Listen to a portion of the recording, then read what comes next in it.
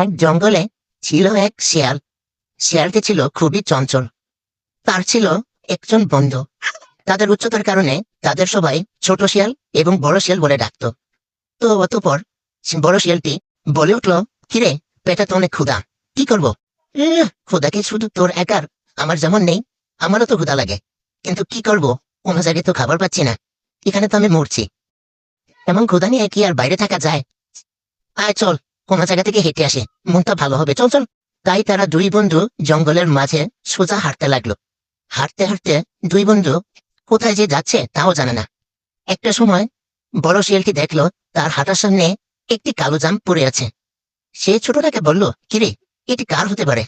কিরে, ভাগ্যের চাকা তো ঘুরলো মনে হয়, আমরা তো তাহলে এবার খাবার পেয়েছি। দেখ দেখ দেখ, আমাদের সামনেই যেন পড়ে আছে। তখন বড় শিয়ালটি বলে উঠলো, দাঁড়া দাঁড়া দাঁড়া, আমি এটা নিয়ে নেই, আগে আমি উঠাই, তারপরে দুজন খাবো।